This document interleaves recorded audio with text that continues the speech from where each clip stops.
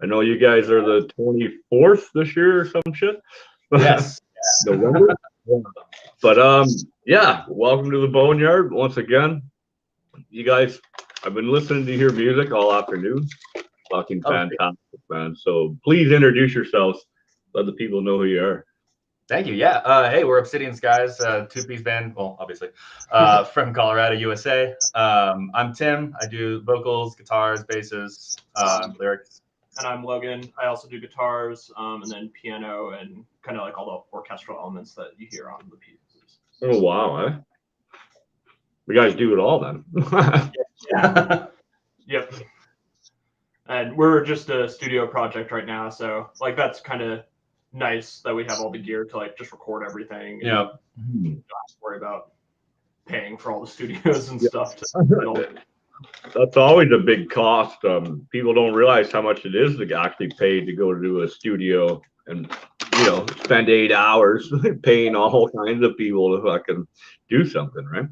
Definitely. Yeah. And time boxing it too is such a pain because, like, for instance, doing vocals, like you have to have all the vocals done in this like short period, but in the studio band, it's like you can like space it out, and like your voice just gets tired. You're like, all right, fuck it, we'll do the next day. It'll be fine. Exactly right. But you guys mix it up with your singers. You seem to be the two main parts of the band, and then how is that? I'm kind of collaborating on an album right now with a few bands, and it's quite a fucking thing to do. So when you guys write your songs and you're looking for a singer to do it, how do you put one in play for that? The audition or I do all the vocals actually. So everything? Yeah. Oh no way, man. I must have been reading the wrong fucking little write-up then. Same name. I didn't see skies on the end, so I think I just looked up the city. Oh god. Anyway. He does everything. Yeah. Yeah. I don't feel like I can sing. I've been in like a few choirs in my life, so like I can like blend with people, but if you put me on a mic, I'd be like scared. Well, I remember the first show we ever played with our old band. You did do some harsh vocals, and then like the next day you're like, yeah, I don't want to do that anymore. Yeah. That was like that was a long time ago. 6 years ago or something. So you guys have been jamming quite a while then, have you?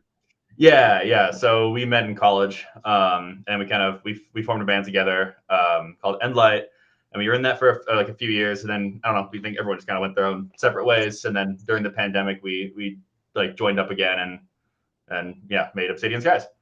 Oh wow. Yeah. So have you guys done any? I didn't check out YouTube or anything, but are you guys on YouTube? You have a bunch of videos that you've done as well then? Yeah. So we're on YouTube right now. We have a few like short playthroughs. We're hoping to get some like actual full-length playthroughs on soon, maybe a music video, lyric video.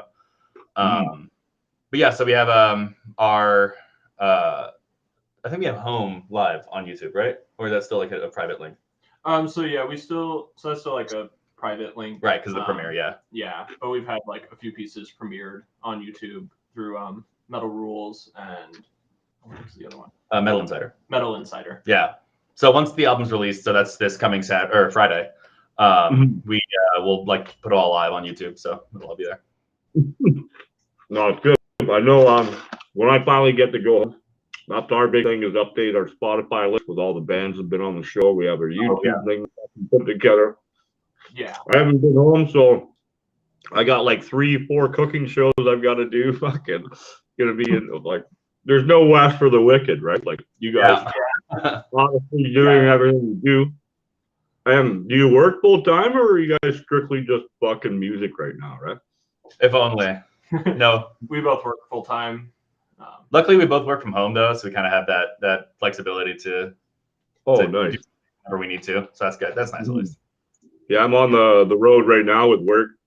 Usually I've been shooting out of the van because it's been later and during the week, but on the weekend I worked half today. At lunch I had to I gotta go, boys. I got another job to go do, But yeah, it's definitely a struggle or definitely a juggling act, Yeah, especially if you manage to get some more members and do an actual tour, do actual shows. That'll definitely be some some managing between the remote setup and doing music. So. Oh yeah, right. But being able to work from home, you could technically go on tour anywhere in the world. Yeah, exactly. And still work, right? So yeah, so that's really nice. Yeah. So what's the local scene like? Like, who are some other bands that are coming up with you guys that are on stage when you're playing your home shows? Yeah, it's a great scene. So it's generally like a little metalcore heavier, which is not our music style. No hate metalcore or anything, but so that is definitely like the main scene. But we definitely like had some good success as like a kind of like symphonic progressive band with our last band. We had like a flute and a bunch of clean singing, which was like super different from whatever else was doing. But yeah, people were into it. Everyone's like super passionate here, which is awesome. No, that's awesome. That's cool to hear though. Like it seems like that everywhere around the world. Like especially with the metal scene in general, whether it's this genre or that genre, there's always a strong, very vibrant scene in that sense. Yeah. Yeah. Yeah, it's awesome. Like actually, just like 2 nights ago, I went to see Bloodywood. I don't know if you're familiar with them. They're a metal band. So yeah, they're a metal band from New Delhi, and I wasn't sure like kind of what the crowd was going to be like, because they're like not like they're well known, but not super well known, and they're from a long ways away. But the place was packed. People just love metal here in Denver, so that's awesome. Oh, that's awesome, man. I went through Colorado. Like but I didn't make it into like Denver or anything like that. I was just kind of down the bottom corner of the state and then down south, right? Yeah, it's a great place. What part of Canada are you in? I'm actually in Ontario right now. It's really the only place I've been. I've kind of been back and forth from Quebec. Nice. And then I went to New Brunswick twice, I think now, and that's been it. I've been to like 48 states though, other than Hawaii and California. Right. Nice. Have you guys done much traveling? Like not even with the band, just traveling in general and shit, like going places and getting inspiration from here and there, right? Yeah, I mean, haven't traveled too much lately. When I was like a teen, I went to like Germany, which was really cool for like a week and a half. That was a fun experience.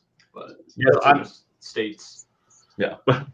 I'm originally from the Netherlands, so I've been around Europe quite a bit. Been to Dubai once, that was pretty sick. Costa Rica, so yeah. Oh, that's cool, man. I always say travel, save your money, travel. Fuck the house, fuck this expensive brand new car you could have when you could be, chilling in Peru or Bolivia or somewhere, right? Like, for sure.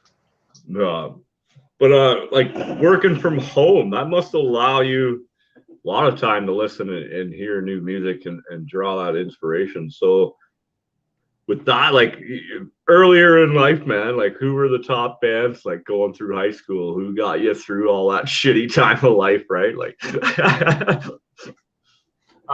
yeah, for me it was Slipknot was a huge one that like got me into metal. And then I kind of like fell down like more like technical rabbit hole and like started listening to like Obscura and Protest the Hero, and then like really got heavy into like classical music and stuff, and just kind of went from there. Yeah, for me actually Slipknot was a big one for me as well in high school. That's how we like met. That's true. I was wearing a Slipknot shirt, wasn't I? Halloween party, and I think you had a Slipknot wallet. Is that what it was? Or something, and I saw that and I was like, that guy seems like he likes metal. I'll go talk to him. I've talked about this lots on the show. Sometimes you're at a bar and they just have a Slayer T-shirt. So you walk, right? Hey, man, I love the T-shirt. The next thing you know, you're drinking together. And then now you hear you have a band just because of music connected all that in that sense, Like, yeah.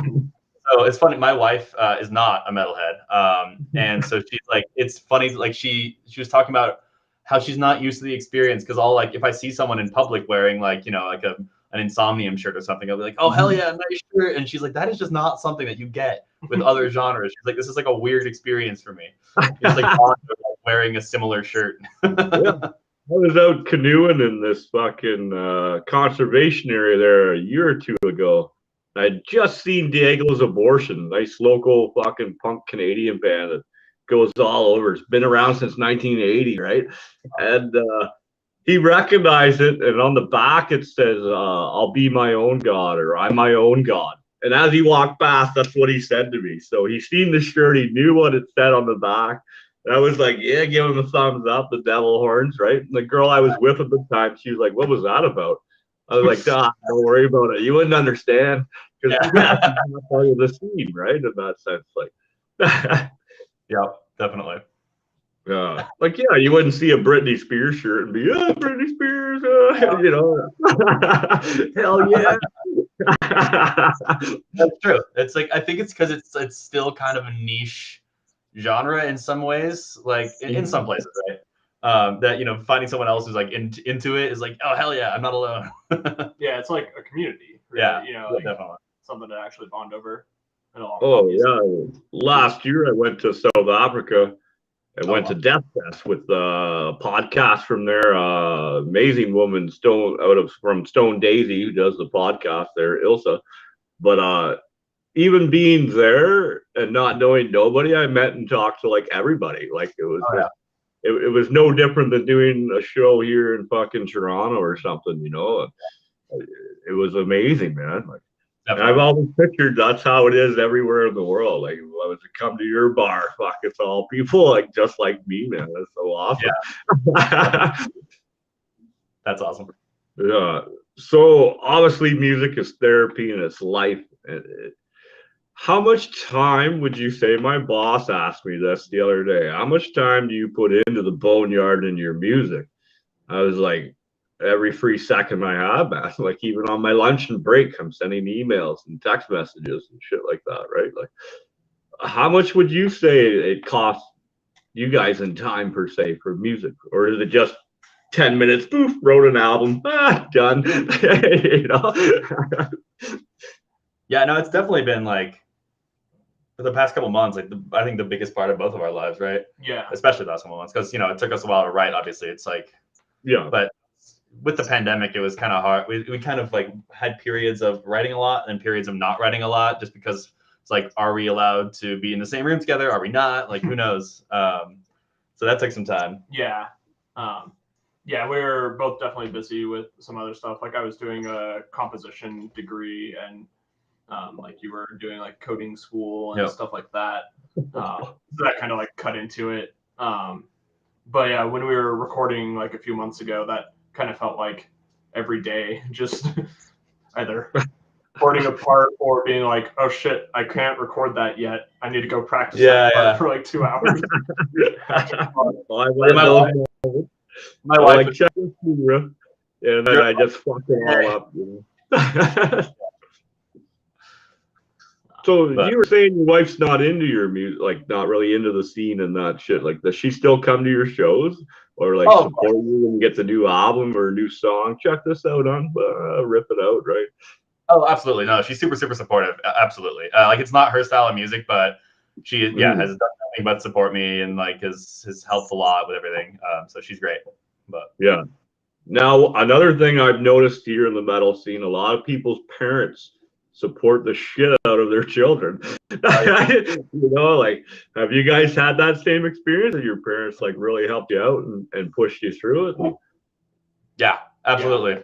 My parents have been absolutely super supportive. They like, and your mom also bought a shirt, right? Yeah. So yeah, all of our parents were like, well, yeah, I don't know how to say that right. Anyway, our parents were like super supportive. They were the first people to buy our merch, and like my last band opened up for Ailstorm, and so that was like a big deal. And then they were the first people to buy tickets, and like so yeah, I know like when we were playing with our old band Inlight, like my mom would come out to like every show if I like told her about it. Yeah. She'd be like, I'll be there, and it's like some dingy bar and she likes the Beach Boys and the Beatles, not type of music at all. But yeah, it'd be like my mom. She always said that was interesting. Yeah, sure it was, right? But they bought me my first guitar, right? My mom pushed music. Like when I showed the interest finally into it, she was like, "Well, here's a guitar, here's an amp." Never bitched about me playing or shut that shit off, you know. Like, I got to give her credit there for sure. Yeah. So you guys Yeah. merch. Where do we find your merch, man? Like, where do we buy and support your stuff? Yeah, so right now we don't have a web store set up quite yet. We're working on it. So I'm a web developer. So I'm working on our site right now and hoping to get an actual like web store set up pretty soon. But yeah, right now we have a couple shirts, some hats, stickers, hoping to get some patches. Stickers are always good, man. We just got our shipment of shirts in, so we're all good to go there. And then, but like you were setting up, how do we fucking sell them? Like, we got to set up the website and shit, right? Yeah.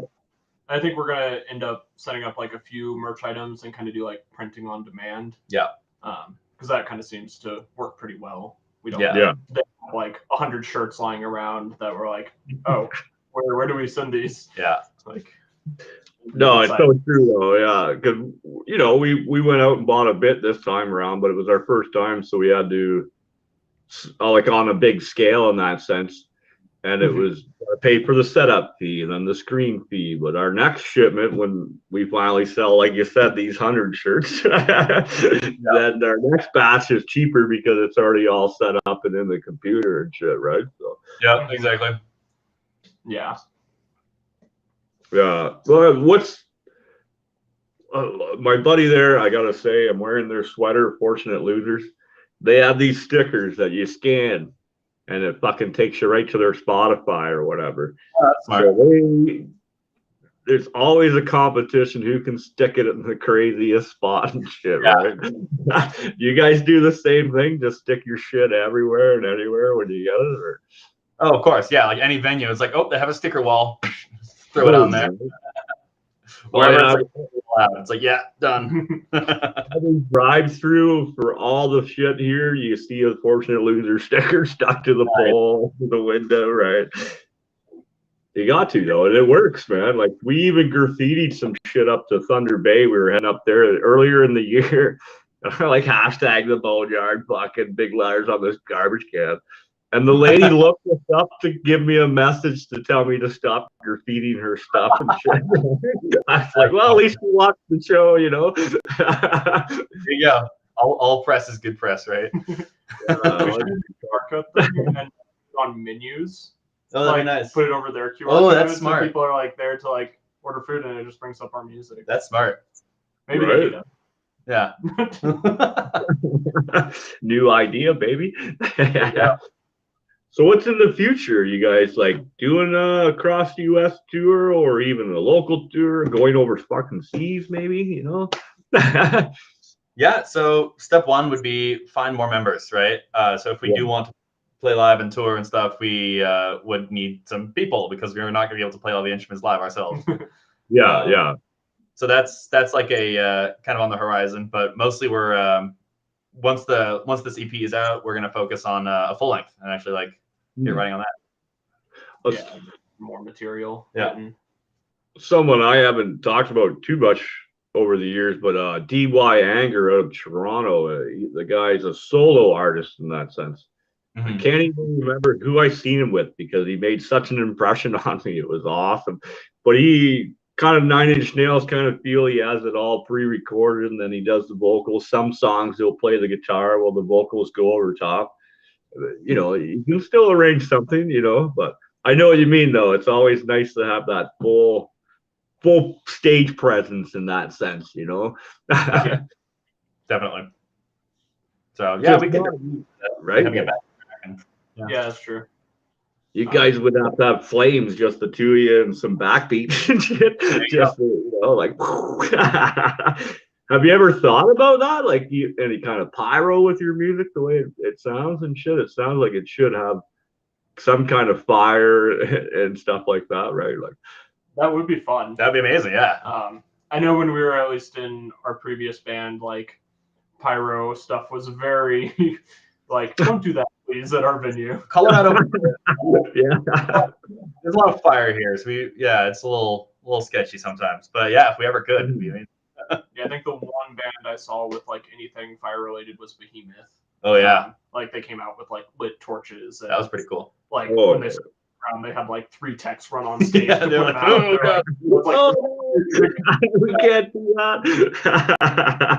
Oh, well, it's like a ballet or like a fucking play in that sense. When you get to that point in your stage career where you do have that fire or these explosions and lights, you really have to know where you're standing at a certain point. Like, I could only imagine, Gene Simmons was burnt fucking lit on fire because of the pyrotechs, I've seen quite a few bands have troubles on stage because of fire and their flag goes up. Luckily it didn't like burn the whole thing down. It looked cool at the time, but you knew that was a fuck up. Oh yeah, well, fire looks so cool, and then all of a sudden it's like, oh right, it's fire. Like, yeah, we're not supposed to be on fire this long. Clown from Slipknot got set on fire in one of their shows, and people were like, "Oh, that was such a cool stage thing," and it's like, yeah, that wasn't intentional. Right? Like, even them, if early in the beginning they did their own pyro and they hurt themselves several times, man, before they got the pros or could afford, a couple $1 million in pyro that they use now, right? Like. Well, yeah, because Rammstein, they a bunch of them are like licensed pyrotechnicians, aren't they? Is that I've heard? Yeah. Set up. I always find too in the metal community, everyone seems to be very educated in that sense. Like you said, computer programmer. I forget what you said, but it blew my mind. I was like, no way, man. Like we've had astrophysics, dude that does. Right, like my buddy from down south. His name is very long. I'm sorry, I can't pronounce it. But he's in a new band. He'll be on the show soon. He works for like Boeing and stuff, aero engineering and shit. Like, nice. I don't know. It's always fantastic. Myself, I'm into physics, astronomy as well. Right, I really kind of. Learn planets and shit like that, know where they are in the sky, the seasons and all that, all the constellations, understand. I wrote a thesis on time when I was in university, right? The perception of time, really, right? Because, if you flew, I don't know, I don't want to go too crazy, but like if you flew away from the earth for like 6 months at the speed of light and came back, it'd be a year for you, but it could be 1 million, 2 million years on earth. Because of the perception of how time works and the speed you're traveling, right? You'll get it. You understand. Yeah. All the time dilation and stuff. Yeah. Mm-hmm. Oh, that we'll have you back on for another show. We'll just do a whole space fucking get hammered and fucking spew out all these theories that we think of all the time, right? We just need to get everyone else on Earth to fly away at the speed of light and come back. So they experience no time, and we get a decade to write a new album. Perfect. That'd be good. Yeah. Right. Time it out. Okay, you're gonna go 1.5 months out, and then by the time you get back, the album will be ready, baby. You're like 50 years old on stage jamming the album. Is there a limit to how long? Have you thought about that for music-wise? Is it just going to be right till the end? As long as you can move your fingers and use your voice and play the drums?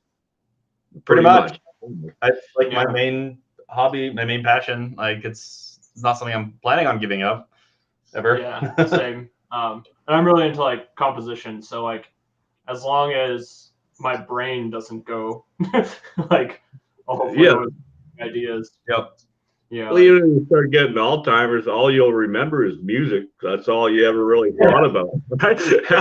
You'll just be constantly composing shit. I don't know if you ever saw the movie 50 First Dates, but she forgets the day before or whatever. That could almost be a good thing. I know that's not really how it works, but it's come back to the page each day and be oh, that's pretty cool. To start with a blank slate and not be oh, what I wrote yesterday sucked. Yeah. Rewrite it. Right, always just fucking half a page. Constant, right? But so obviously we go through hard times and good times and shit. what are some of your go-to songs when you're fucking doing like awesome? You put it on. Now you're doing, the fucking strut down the hallway because you got that beat on. You're just feeling good. What songs do it for you guys? What gets you up and fucking moving in the morning? I think one of the big ones for me is "No" by Flesh God Apocalypse. That one's that one goes hard. That one's a good one. I like that one a lot. That's a great song. Like Flesh God to some of my stuff. Like when I'm working out, that's like one of the like pump up songs. Yeah. Like good energy. Amon Amarth. Yeah. Amarth, all like pretty much anything Amon Amarth is good for like energy, working out, all that kind of stuff. Yeah, true that, right? I've been listening to Hunting Giants a lot. They were just on the show a few weeks ago. Something fantastic, man. Really good beat. Get up, get going and shit, right? Late Night Troubles got a few good riffs. They're out of Montreal. They're killing the scene this year, doing all the festivals. Fuck. So many great bands. Montreal, I'm telling you, man, just look up Montreal music and you'll have like 3 months of bands to listen to. One song a day from each band will take you 3 months to get through it. Oh yeah. I mean, one of my all-time favorite bands is Canadian. Unleash the Archers. We opened for them like a while back, and I love them so much. What's the like bassist that you? The one with the bass. Oh yeah, First Fragment, Beyond Creation. Yeah, those are also incredible Canadian bands. So, the check too. So how far does your music go? What are some of the furthest places that you actually like? I know we just had a guy up from Israel that plays in a fucking hardcore death metal band. But what a conversation! I can't wait to have him back on. We've been talking almost every day since the show. Fucking awesome. And when I asked him about, you wouldn't think it, but I asked him about local music. He had like 15 bands and a bunch he couldn't even remember. It's like, no way, dude. I'm a dumb Westerner. All I see is the news. It's war torn, but yet look at all these death metal bands coming out of there. This heavy metal fucking there, right? Like, incredible Israeli folk metal. Opened for them as well. They were awesome. I'd never heard Israeli folk metal, but they were incredible. So yeah, it's amazing how diverse metalheads are in their music too, man. A lot of people they just listen to that genre, and then I was a diehard just metal fan for a while, and then as I got older and experienced more and more genres of metal, and then all of a sudden I've got Adele on my playlist. I'm listening to fucking the blues, and then the odd Britney Spears song and the Miley Cyrus in secret, right? Just in my headphones, no one else can hear that shit, right? But what are some of the off music like that you listen to? Obviously classical and shit, but like, what is something that people will be like, no fucking way do you know this song, right? I mean, I guess like everyone kind of knows the song, but Lady Gaga's Bad Romance. Like I ended up writing an entire like Bach style fugue based on that song for like one of my composition projects. And so it's like I threw it on like some harpsichord MIDI patch, and so it sounds like it's from like the 1700s. That's awesome. Oh wow, that's pretty cool, though, man. Fucking. Like I said, we draw inspiration from everywhere as real musicians are real passionate about music. And if it's good music, you can't deny that it's good. You're going to tap your foot, move your head. You're like, wait a minute, maybe I do like this. You're right. I'm a big like a lot of electronic music too. Like I like Nero and the Glitch Mob a lot. Nero is very good. I love their song "Satisfied." I play that song on one of my favorite fucking playlist, right? Nero's awesome. Yeah, and then like classical stuff and like film music stuff like John Williams, Howard Shore. Oh wow. I do love Howard Shore as well. Yeah, like some really great stuff for screen writing. Yeah. Oh, that's fantastic. So one more big question. Although you could play on the Death Star or on fucking planet Mars, where would be the ultimate destination for you to fucking play? Like, I think the biggest one, like of like existing like festivals, we would love to play the Wacken. That would be like the go-to, the Wacken Open Air Festival in Germany. That's like where all like, the bands we love play, and that would be the dream one. But yeah, I mean, our album is called Saturnian, so playing on a moon of Saturn. That'd be pretty cool. That'd be perfect. I don't know if we'd get many people out to that show. But we could say we did it. Yeah. And that'd be pretty sick. Yeah. That would be pretty well. I would take the 6 months or 7, 8, 9 month tour out there to even fucking see that. I'll help you carry some gear too, man. I'll take some shit on my plane too, right? So we do a big show now every year in October. Next year I'll send you over the date. I'm trying to make it a 3-day festival. Right now we have 1, 2, 3, 4, 6 bands, fucking 1 days. Next year I'm hoping to squeeze out 2 days out of it. We'll see how it goes, right? But I will send you over the info for that, man. Maybe you guys would definitely be interested in something like that. It's definitely the other venues I have, I can't really play my heavier stuff. It's more like Late Night Trouble and Electric Dead play. I'll get Sapphire. Andrew Joseph just played the shows twice this year here in Ontario, right? So, but it's an older trailer park kind of crowd, so they don't want our music there. They already bitched. My first year, I sent them over. Well, it was Steel Cats and stuff like that, bluesy Celtic shit. And then the last time was the Electric Dead, who are like Black Sabbath, darky Halloween band, right? Amazing every time they play, right? They were like, "Well, everyone was awesome. The last band, we liked it, but..." So I know my limit now at that stage. But our one here in Maine, but it's all death metal. Dead Man's Prophecy, Thy Enemy, and Kingdom of Nightmares is playing. The Last Dance Amongst Wolves will be on the bill.